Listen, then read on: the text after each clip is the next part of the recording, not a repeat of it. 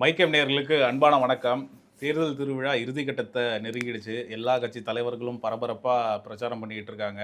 மோடி அவர்கள்லேருந்து ராகுல் காந்தி அவர்கள்லேருந்து எல்லாருமே தமிழ்நாட்டுக்கு வந்து பிரச்சாரம் பண்ணிக்கிட்டு இருக்காங்க. அதை பற்றியும் மற்றும் நீங்கள் ஆவலோடு கேட்டுட்டு இருந்த தொகுதி கருத்து கணிப்பு பற்றியும் இன்றைக்கி விவாதிக்க இருக்கோம்.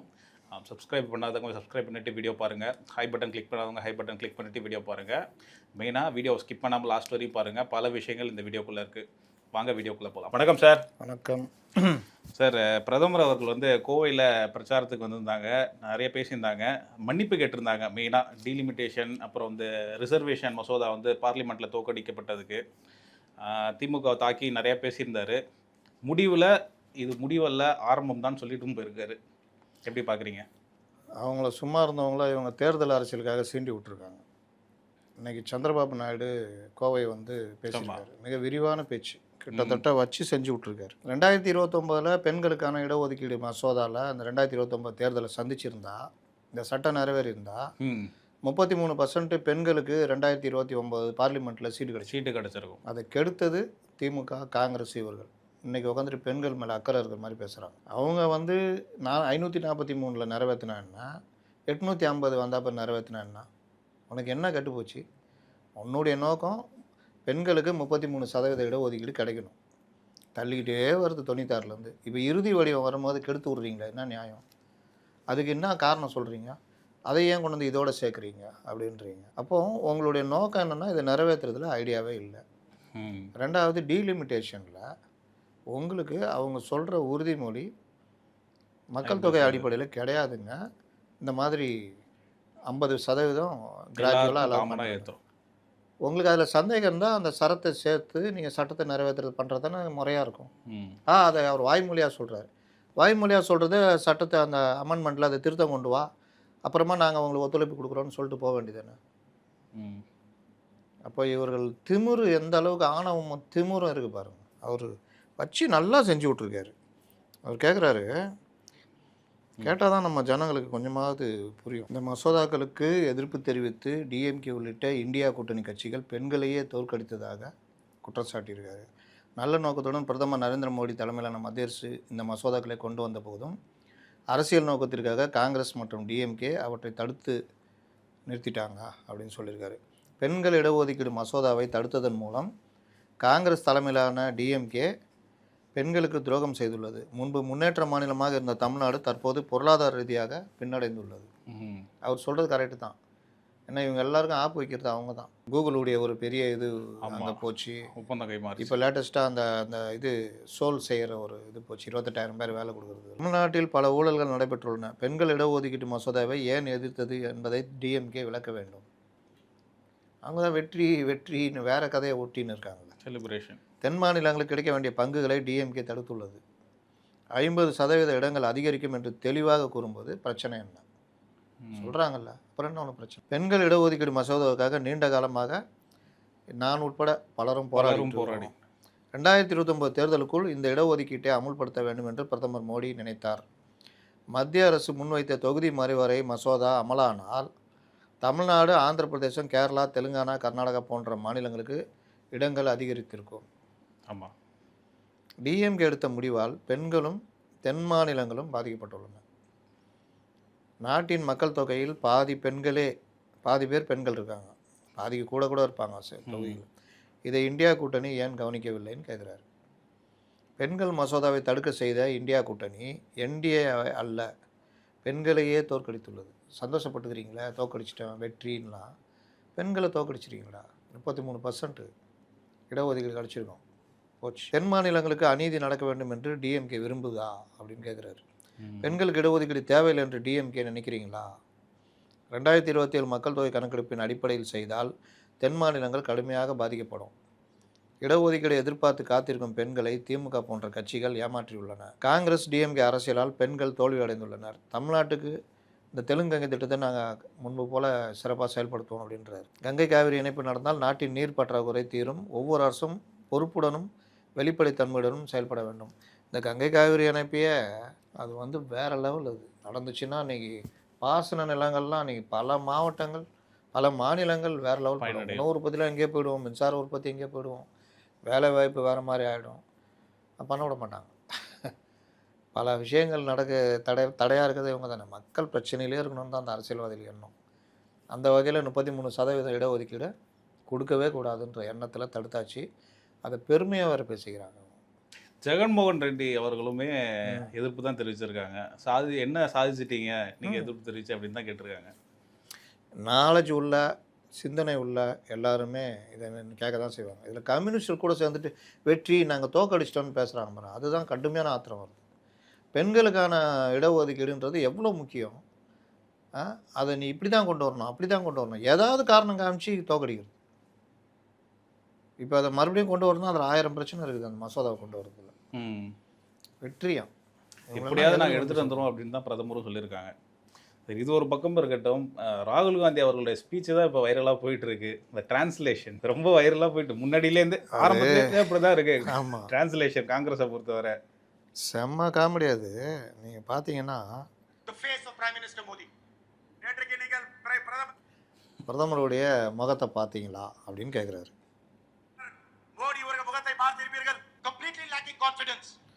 சுத்தமாக அவருக்கு நம்பிக்கை இழந்திருக்கு. முழுமையாக நம்பிக்கையோடு இருந்தார். He could not even face the opposition. He was sitting sideways. அவர் எதிரில் உட்காந்து பார்க்கறதுக்கான இதுவே இல்லை. எதிர்க்கட்சியை எதிர்த்து கூட பார்க்க முடியவில்லை.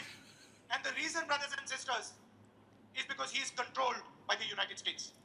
இதற்கு காரணம் என்ன நண்பர்களே, சகோதர சகோதரிகளே, இவர் இங்கே இருந்துங்கன்னு எதுக்கத்தாலும் அமெரிக்கா முன்ன கம்யூனிஸ்ட் தான் சொல்லுவாங்க, ஏகாதிபத்தியத்தை பாருங்க இவர். இது காரணம் என்னென்னா யுனைடெட் ஸ்டேட்ஸு தான் நம்மளை கண்ட்ரோல் பண்ணுது, இவர்களை கண்ட்ரோல் பண்ணுதுன்றாரு. அவர் சொல்கிறார் பாருங்க. காரணம் என்னென்றால் நாம் எல்லாம் ஒருங்கிணைந்த இந்தியாவாக பார்க்கிறோம். He signed a deal between India and the United States that sold our country out. இவர் இந்தியாவை விற்பனை செய்யறதுக்கு யுனைடெட் ஸ்டேட்ஸோட கையெழுத்து போட்டிருக்காரு அப்படின்னு சொல்றாரு. அவர்கள் நினைக்கிறார்கள் இந்தியாவை விட்டு வெளியேற்ற வேண்டும் என்று. He handed out our energy security. நம்முடைய எனர்ஜி மின்சார துறை அந்த இதை செக்யூரிட்டி, அந்த பாதுகாப்பு இதையே அவங்க கையில் ஒப்படைச்சிட்டாங்க அப்படின்னு சொல்றாரு. மதிமையாக இருக்கிறோம். He gave away our data. நம்முடைய டேட்டாவையே கொடுத்துட்டாங்க அப்படின்றாரு. திட்டங்கள் இருக்கின்றன, தரவுகள் இருக்கின்றன. He sold our farmers. விவசாயிகளையும் வித்துட்டாங்கன்றார், விவசாயத்தையும் விற்று விட்டார்கள். And he sold our small and medium industry.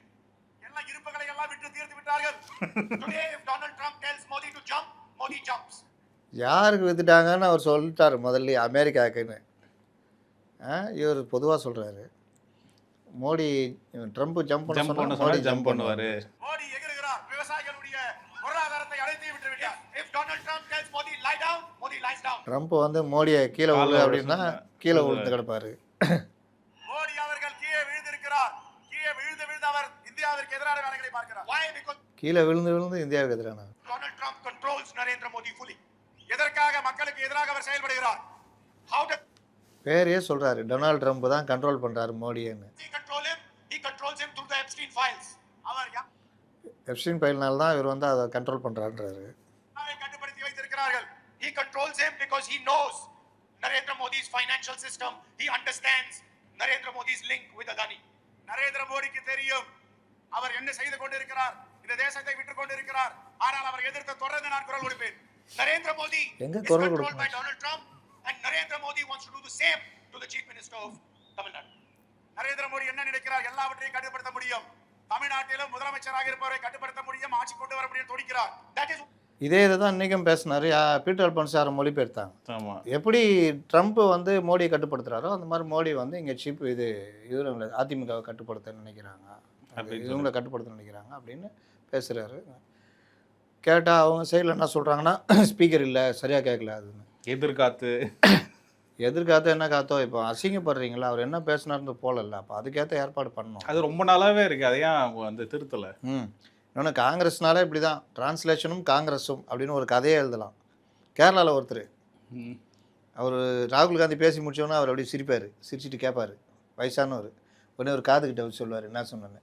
மறுபடியும் இவர் கேட்டு தப்பாக சொல்லுவார், மறுபடியும் பேசுவார், தலையில் அடிச்சு. மறுபடியும் ராகுல் சொல்லுவாப்புல, காங்கிரஸ் நீங்கள் இடதுசாரிகளுக்கு ஆதரவு ஓட்டு போட்டிங்கன்னா 3 தலைமுறைக்கு பின்னாடி உங்களை கொண்டு போயிடுவாங்க. இவர் அப்படியே கேட்பார், இவர் காதுகிட்ட சொல்லுவார், இவர் கேட்டுட்டு காங்கிரஸுக்கு வாக்களிச்சிங்கன்னா உங்களை நாங்கள் 3 தலைமுறைக்கு பின்னாடி கூட்டு போவோம். இது எப்படி இருக்குன்னா, இவர் தங்கபால் வேறு ஏதோ ஒன்று சொல்லுவார், இவர் நரேந்திர மோடின்னு ஏதோ ஒன்று சொல்லுவார்.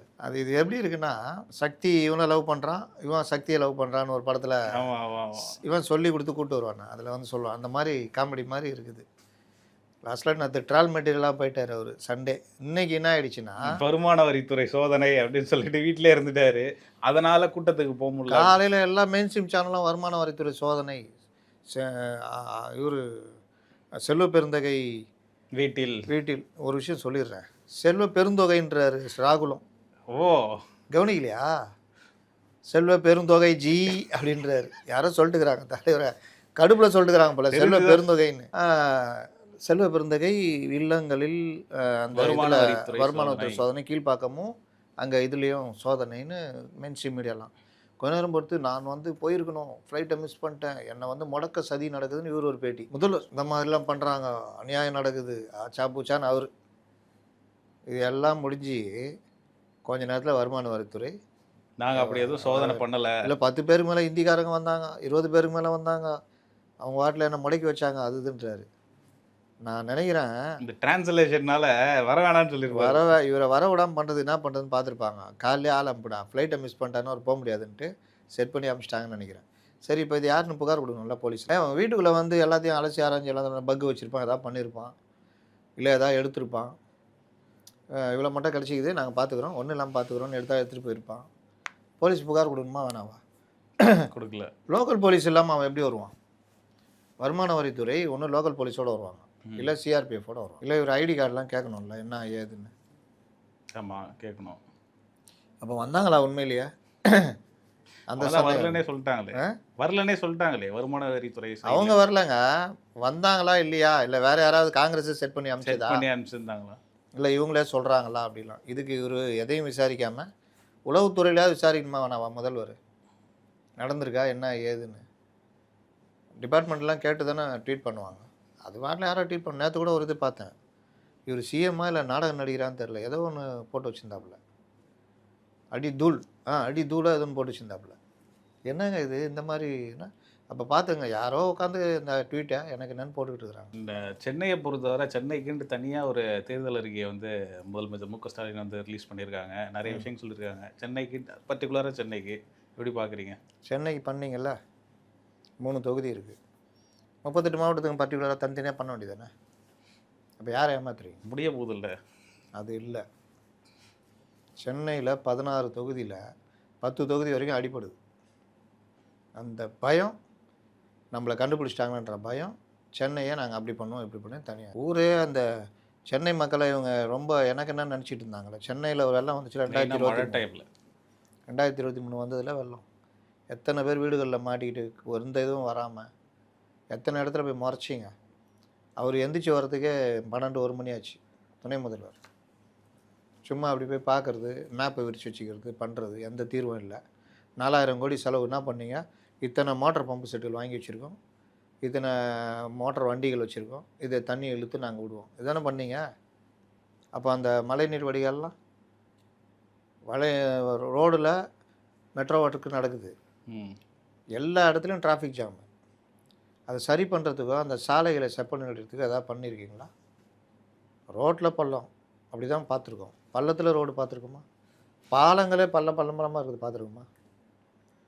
நீங்கள் எத்தனை வண்டிகள் அடிபட்டு கீழே விழுந்து எவ்வளோ பேர் விபத்து ஆகி காயமடைஞ்சு எங்கேயாவது காவல்துறை நின்று சீர்படுத்தி எங்கேயா பார்த்துருக்கீங்களா?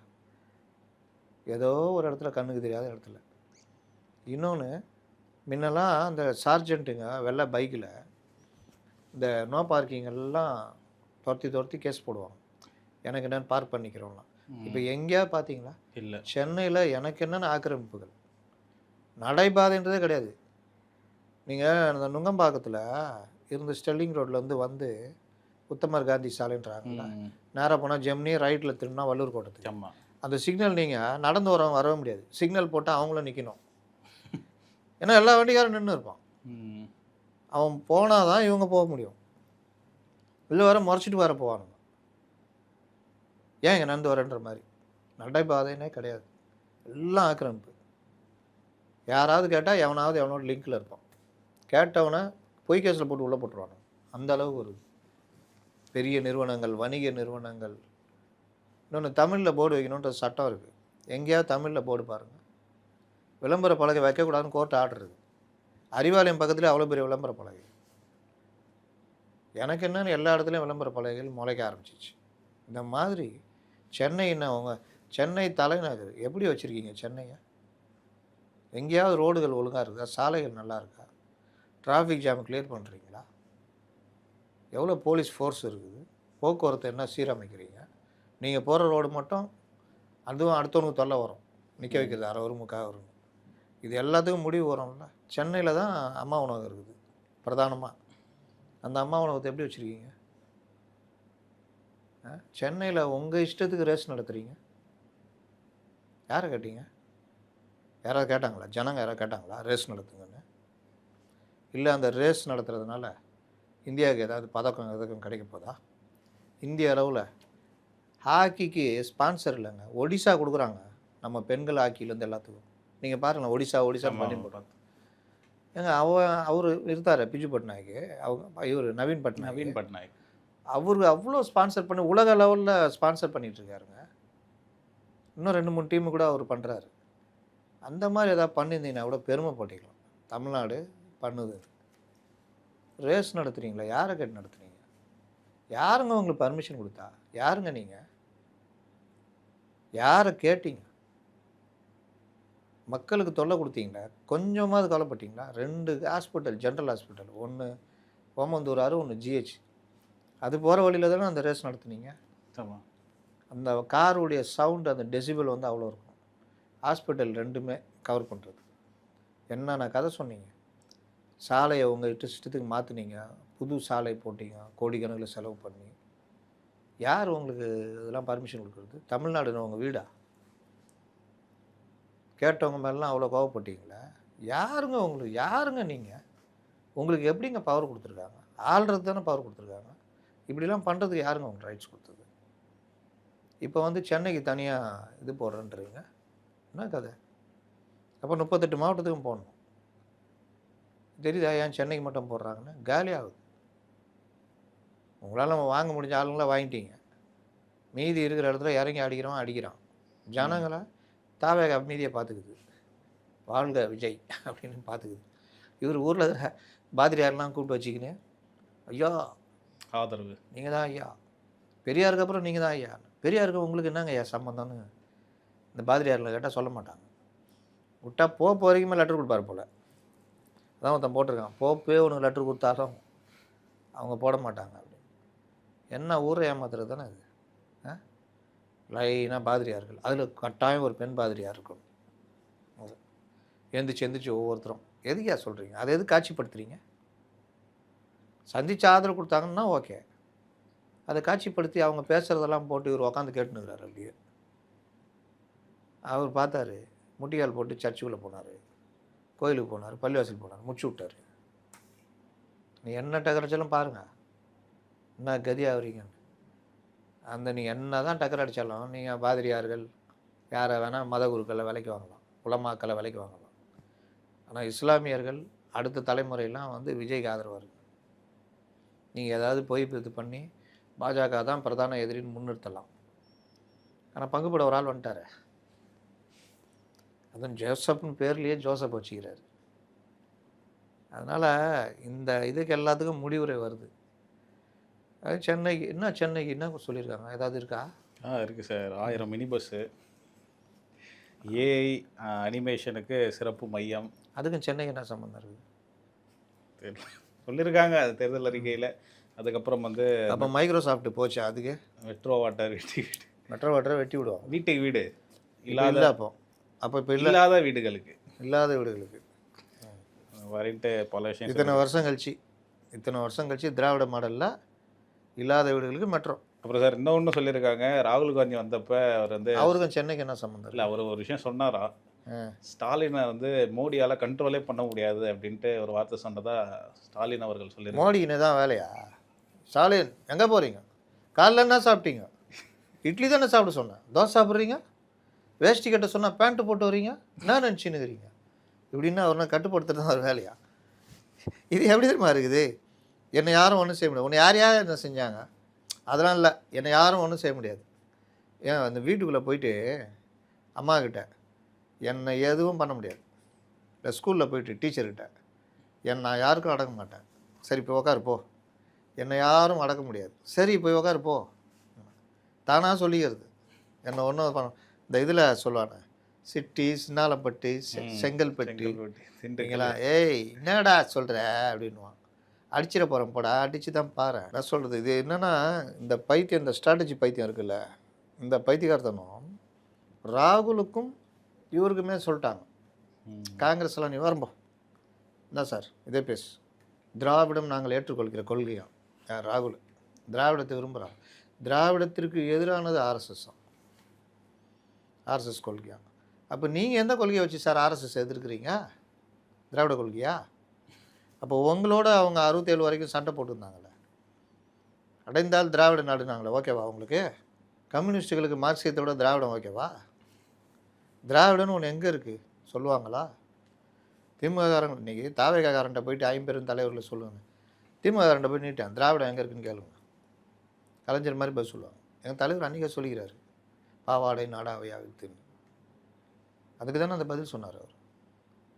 அப்புறம் திராவிடம் திராவிடம் திராவிடம்னா அப்புறம் மோடி அவர் நான் கொஞ்சம் சேர்த்துக்குவா அப்படின்னு. என்னன்னா சேர்த்துக்க தலைவரை, ஆனால் பாஜகவா தமிழ்நாடு அப்படி வரணும் தலைவரை, ரைட் நான் பார்த்துக்கிறேன் தலைவரை அப்படின்ட்டு ட்ரம்ப்பு மோடியை கட்டுப்படுத்துகிறார். ஏன்னா அவர் ஒரே இது அவர் தானே. அந்த மாதிரி மோடி இங்கே இவரை தமிழ்நாட்டை கட்டுப்படுத்த பார்க்குறாரு. நல்லா இருக்குதா? நல்லா இருக்குது. ஆனால் அவங்க ஆள் தான் கெடுத்துட்டாப்புல. ட்ரம்ப்புன்ற வார்த்தையே சொல்லலை. அமெரிக்கான்னு கஷ்டப்பட்டு நினைவோ சேர்த்திங்க, யுனைடெட் ஸ்டேட்ஸ் ஆஃப் அமெரிக்கான்னு நீங்கள் அதான் தப்பு பண்ணிட்டீங்க. அமெரிக்கான்னு இருந்தால் கூட அவர் சொல்லியிருப்பாப்புல. அப்படி இருந்தாலும் அமெரிக்கான்னு தெரியாது. ஒவ்வொரு விவசாயிகளும் பேரிக்கா விளைவிக்க வேண்டும் அப்படின்ட்டு இருப்பாப்புல. ஐயோ கொடுமைங்க, இந்த கொடுமையெல்லாம் இந்த தேர்தலில் பார்க்குறோங்க. தாவேகா தலைவர் விஜய் அவர்கள் வந்து திருச்சியில் ரோட் ஷோ பண்ணாங்க, மும்மதத்தையும் கவர் பண்ணிட்டாரு. எப்படி பார்க்குறீங்க? அதான் சொன்னேனே, இந்த போலித்தனத்துக்கு எல்லாம் அவர் ஒரு போலித்தனத்தை பண்ணி நடக்கட்டும் தான், போட்டி நடக்கட்டும், ஏதோ நல்லது நடக்கட்டும். அவருமே இப்போ பரபரப்பாக எல்லா இடத்துக்கும் போயிட்டு வர்றாரு. ரோட் ஷோன்ட்டு நேத்தியாக இருக்கட்டும், இன்னைக்காக இருக்கட்டும், திருவள்ளூர் அப்படி. ஏன் இன்னும் ஒரு நாள் தான் இருக்குது, அப்புறம் பரபரப்பாக போயிடுங்க. வரலன்னு சொல்கிறீங்க, வந்தா அதான் வேற என்ன, வர வேண்டிய நேரத்திலாம் வரல. இப்போ வந்துக்கிட்டு பரபரப்பாக இந்த பசங்க கடைசி நேரத்தில் பைக்கில் கூப்பிட்டு போகிற அப்பா அந்த ரோட்லேயே படிச்சுட்டே வருவான் புக்கில், அப்படியே என்ன ஏறும் அது என்ன ஏறும். சில பேர் அங்கே சீக்கிரம் போயிடுவான், 9 மணிக்கு போயிடுவான். 9:30க்கு தான் அங்கே ஹால் திறக்கிறாங்கன்னா இவங்க உட்காந்து படிச்சுட்டு இருப்போம். அப்படியே இதை பார்ப்பாங்க, அதை பார்ப்பாங்க, குழம்பிடும். கடைசி 2 ஹவர் ஒரு ஹவர் ஃப்ரீயாக இருக்கணும் மைண்டு. அந்த மாதிரி கதையாகுது ஒரு கதை. செந்தில் பாலாஜி அவர்கள் வந்து கமலஹாசன் அவர்கள் வந்து பிரச்சாரம் பண்ணாங்க. ஆல்ரெடி இருக்கிற 100 வார்டில் 96 வார்டு ஆல்ரெடி ஜெயிச்சிட்டாரு செந்தில் பாலாஜி. திமுக கோட்டையாக கோவை மாறும்னு சொல்லியிருக்காரு. மாறும் தேர்தல் முடிஞ்சோன்னு பாருங்கள், அவரே முதல்ல ஜெயிக்கிறாரா பாருங்கள். நல்ல ஒரு வேட்பாளர்கிட்ட மாட்டின்னு இருக்கிறார், அம்மன் அர்ஜுனன் சொல்லிட்டு. கரூர்லேருந்து ஏன் ஓடி வந்தாரான், அதை கேட்க வேண்டியதுதானே, கமலஹாசன் கேட்டு சொல்ல வேண்டியதுதானே. 4க்கு 4 வேலைக்கு வேலை மரியாதை கெடுத்துக்கிட்டே போகிறார் கமலஹாசன். சேகர் பாபுகிட்ட போயிட்டு சோழ மன்னன் கூட அந்த அளவுக்கு பண்ணன்னு சொன்னது. அதுக்கப்புறம் அந்த தொகுதிகள் கொடுக்காததுக்கு சொன்ன பதில், இப்போ இவர்கிட்ட செந்தில் பாலாஜியை பற்றி புகழ்ந்து பேசுறது. போன தேர்தலில் பேசணும்லாம் தூக்கி போட்டாங்க. மணல் கொள்ளை அப்படி இப்படின்னு பேசினார்ல, ஆமாம், அது எல்லாத்தையும் தூக்கி போட்டாங்க. அது அவர் என்ன சொல்கிறாருன்னா, ஆல்ரெடி நானும் அந்த மக்கள் கூட பேசியிருக்கேன், எனக்கு ஒரு 50,000 ஓட்டு விழுந்தது, அது இங்கே விழும் அப்படின்னு சொல்லியிருக்காரு. விழும் உங்களுக்கே மரியாதை இல்லை, இவர் பேச்சை நம்பி வேறு விழுவாங்க. இப்போ இவர் அதுதான் வேலை போனதுன்னு சொல்கிறது தெரியுதா. ஒரு எம்பி சீட்டுக்காக எதை பற்றியும் கவலைப்படாமல் செந்தில் பாலாஜி கூட நான் ஆதரிப்பேன், எனக்கான ஓட்டை இவருக்கு போடுங்க அப்படின்ற மாதிரி. அது ஒரு காலம் இருந்துச்சு. இப்போ எல்லாம் கரைஞ்சி போயிட்டுருக்கும். விஜயே பாதி எடுத்துருக்காங்க. மாற்ற விரும்பினவங்க தானே இவருக்கு போட்டாங்க. இவருக்கு இன்னும் ரசிகர்களா எல்லாம் போட்டதெல்லாம். மாற்ற விரும்பினவன் போட்டான். இப்போ விஜய்க்கு போடுவான், இல்லை ஏடிஎம்கேக்கு போடுவான், எதாவது பண்ணுவான். சரி சார், விருதாசலம் தொகுதியில் வந்து பிரேமலதா அவர்களை ஆதரித்து திருமாவளவன் வந்து பிரச்சாரம் பண்ணாங்க. ஆல்ரெடி அவங்களுக்கு முன்னாடி ஒரு மேடையில் வந்து பேசும்போது அவங்க எந்திரிக்கல அப்படின்றது பேசு பொருளாகிட்டு, இந்த டைமில் வந்து அவங்க பிரச்சாரம் பண்ணுறதை எப்படி பார்க்குறீங்க? அதுதான் திருமாவளவனுடைய பெருந்தன்மை. ஆனால் பிரேமலதா மற்றவங்களுக்காக விசிக்காகலாம் பண்ண மாட்டாங்க. அதில் இவர் 10 பாட்டு, 10 தொகுதி வாங்கினாலும் 10 பாட்டாம், 8 தொகுதி வாங்கினாலும் 8 தொகையாம். அப்போ அகநானூறு புறநானூறு வந்து சிபிஎம் சிபிஐயா, ஐம்பெருங்காப்பியம் வந்து மதிமுக, காங்கிரஸ் வந்து சிலப்பதிகாரம், திமுக வந்து இது பெரிய புராணம், இல்லாட்டி ராமாயணம் மகாபாரதம்னு வச்சுக்க வேண்டியதான். என்ன பேசுனது தெரியல அவருக்கு. சாதனையில் இது வரைக்கும் பாருங்கள், ஸ்டாலின் இந்த சாதனை பண்ணியிருக்காரு, அந்த சாதனை பண்ணியிருக்காரு, அவர் மீண்டும் முதலமைச்சராக வரணும்னு ராகுல் காந்தி எங்கேயுமே பேசலை. பிஜேபி எதிர்க்கணும் தான் அவங்களுடைய இதாக இருக்குது. அவர் மோடியை திட்டுவேன், பரவாயில்லையா, அவள் தான் அதை திட்டு போகிறேன். இன்னை வரைக்கும் 2 பேரையும் பார்க்கவே மாட்டேன்ட்டார், யாரையும் பார்க்க மாட்டேன்ட்டார். நீ பேசிட்டு போயினே இருப்பார், அவ்வளோதான் முடிஞ்சிச்சு. இதே இது பிஜேபியில் நடந்திருந்தால் அவ்வளோ கடை வச்சுருப்பாங்க, அவ்வளோ பத்திரிகைகள் பேசியிருக்கோம், அவ்வளோ பண்ணியிருப்பாங்க, ஊரில் இருக்கிற எல்லாம் ட்வீட் பண்ணியிருப்பான், அது பண்ணியிருப்பான். ஆனால் இந்த மேட்ரு பார்த்திங்களா ஒன்றுமே இல்லை, சாதாரண மேட்ரு அப்படின்னு. அதே மாதிரி இவர்கள் இந்த அரசினுடைய சாதனைகளோ இதையோ யார் இப்போ பிரேமலதெல்லாம் பேசுகிறாங்களா, வேதனையை தான் பேசுகிறாங்க.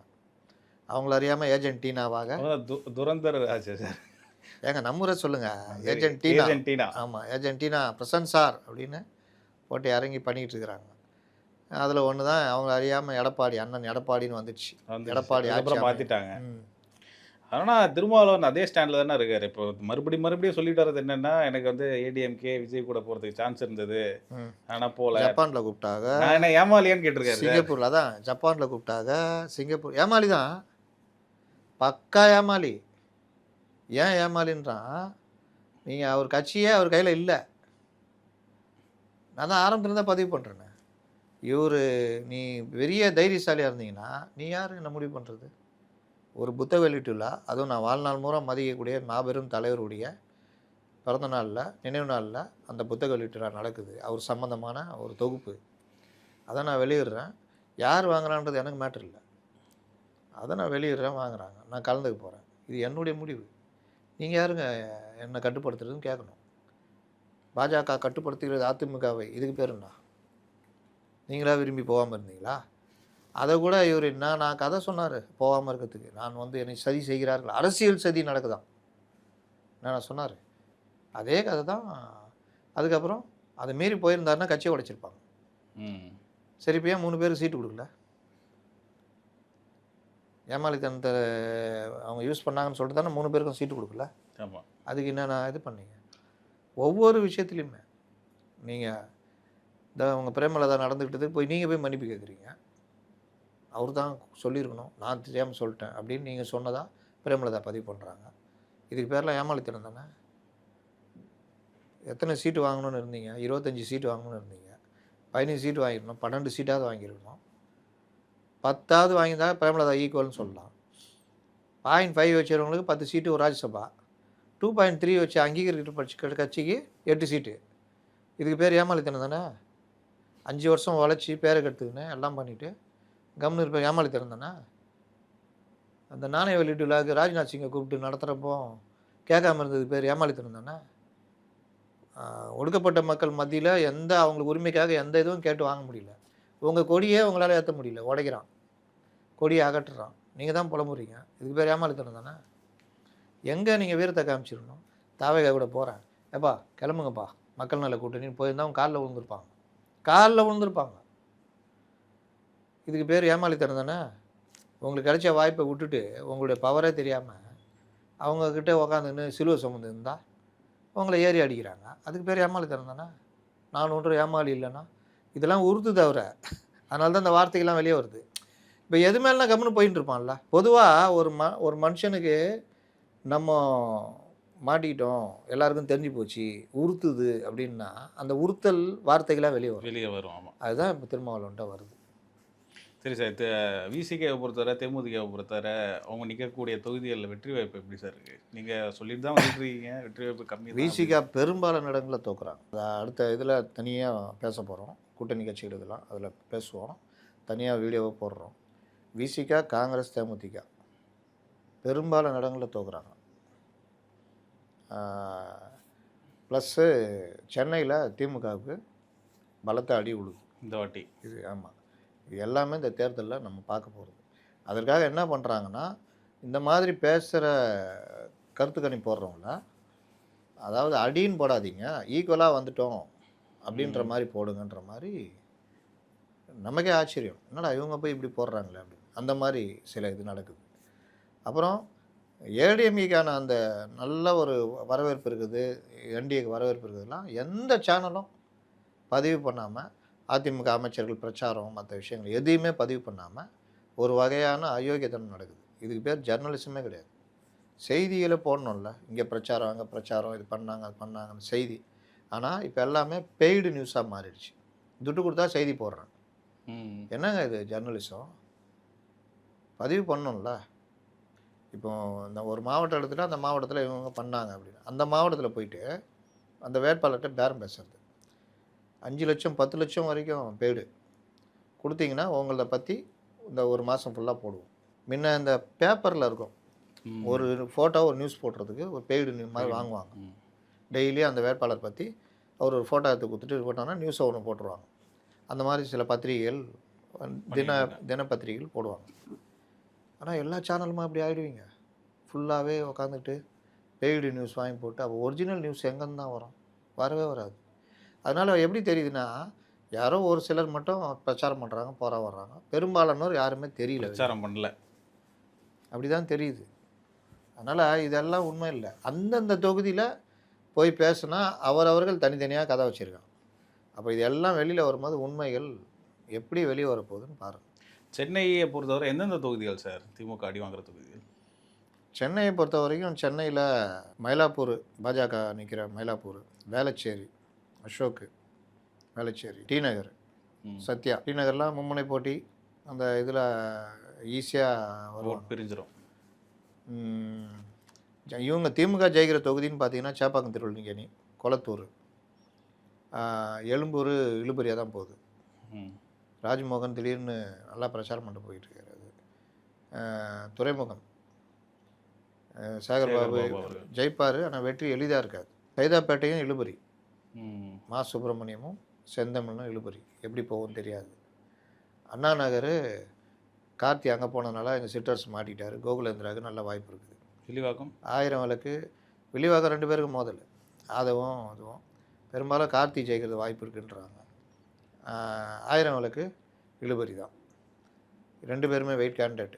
அவருக்கு கேண்டிடேட் வெயிட் இல்லை, ஆனால் திமுக கூடிய பேஸ் அது. இங்கே கேண்டிடேட்டும் வெயிட்டு வளர்மதி. அதனால் அது ஒரு மாதிரி இழுபறி.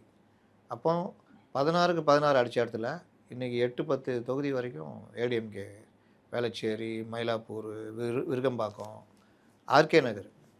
ஆர்கே நகர் பார்த்திங்கன்னா தெளிவாக அவர் இறங்கி பண்ணிக்கிட்டு இருக்கார். பெரிய அளவில் வரவேற்பு இருக்குது. ஏன்னா அவர் தொடர்ச்சியாக மக்கள் போராட்டங்கள், மக்களுக்கான பிரச்சனைகள் இதெல்லாம் பண்ணுறதுனால ஆர்கே நகரில் நீங்கள் அந்த ஆள் எதிர்த்து நிற்கிறவர் அவர் மேலே ஏகப்பட்ட குற்றச்சாட்டு இருக்குது. எபினேசர் மேலே. அவர் கிறிஸ்டியனு அதுன்னு வச்சுட்டு ஓட்டியிருந்தாங்க. இப்போ அங்கே மரிய வில்சன் வந்துட்டார். அவர் பிரிச்சுக்கிறார் ஓட்டை. அப்போ சிறுபான்மை ஓட்டை மரிய வில்சன் பிரிக்கிறார். பொதுமக்கள் மத்தியில் ஒரு பெரிய நல்ல பேர் இருக்குதுன்னு பார்த்தீங்கன்னா அதிமுக வேட்பாளருக்கு இருக்குது. எந்த பிரச்சனைலாம் வந்துடுவார், நமக்காக நிற்பார் அப்படின்னு. இவர் எம்எல்ஏ ஆக்காமல் போயிட்டுமேன்ற மாதிரி இவர் எபினேசரை பார்க்குறதே கிடையாது. தொகுதியில் எங்கேயும் பார்க்குறதில்ல. போனாலும் பிரச்சனை வருது. திமுககாரங்க கெத்தாக இருப்பாங்கள்ல, அப்போ ஜனங்களுக்கும் ஒரு இது இல்லாத அளவுக்கு தொகுதியிலேயே பெருசாக தென்பட மாட்டார் அப்படின்னு. இன்னொன்று இவங்க அதிமுக தரப்பில் வைக்கிறது சொத்து கணக்கு பார்த்தீங்கன்னா 2021 லட்சங்கள் இருந்தது, இப்போ கோடிகளில் இருக்குது. அது எம்எல்ஏனா வளர்ச்சி அடைய வேண்டியதானே? இதெல்லாம் ஒரு கேள்வியா? அப்போ இந்த மாதிரி விஷயங்கள் எல்லாமே அவருக்கு நல்லா சாதகமாக போகுது. ராயபுரம் அதிமுக ஒவ்வொரு வேட்பாளரும் நான் பார்த்து நான் என் காரியத்தை சாதிப்பேன்னு சொல்லிட்டு இன்றைக்கி ராயபுரம்னா இவர் தான், ஜெயக்குமார் தான்ற மாதிரி வந்துட்டாங்க. திருவெற்றூர் நம்ம சென்னையில் இல்லாதது, அங்கேயும் தேவையில்லாமல் கேபிபி சங்கரை மாற்றினது குப்பனுக்கு சாதகமாக போகுது. திருவிகா நகர் பொற்கொடி ஆரம்பிச்சாங்க. இன்னைக்கு கூட டைரக்டர் ரஞ்சித் சொல்லியிருக்காரு. அவங்களுக்கு தனி ஒரு வேல்யூ இருக்குது. பக்கத்து தொகுதியில் அவங்கள கூப்பிட்றாங்க, இவங்க பிரச்சாரம் பண்ணால் நல்லா இருக்குமே, அந்த அளவுக்கு பொற்கொடி ஆரம்பிச்சாங்க. இது கொளத்தூர், திருவள்ளி சேப்பாக்கம், இந்த மாதிரி இது துறைமுகம், இந்த மாதிரி இதில் மட்டும் இவர்கள் ஜெயிக்கிறதுக்கான வாய்ப்பு இருக்குது. மற்றபடி பெரிய அளவில் இவர்களுக்கு நெருக்கடி இருக்குது. சொல்ல முடியாது. 8 தொகுதிகள் வரை அசால்ட்டாக அதிமுக. மதுரவாயில் பெஞ்சமின் அவருக்கும் வெற்றி வாய்ப்பு நல்லா இருக்குதுன்றாங்க. இந்த மாதிரி தான் போய்கிட்டு இருக்குது. அதனால் சென்னை சிக்கல் தான். அதனால தான் தனி தேர்தல் அறிக்கை. யார் நம்புவா? அவங்கள தான் எதையுமே நம்புகிற இதுலேயே இல்லையே ஜனங்க. மீண்டும் ஒரு நேர்காணல் சந்திப்போம். நன்றி சார்.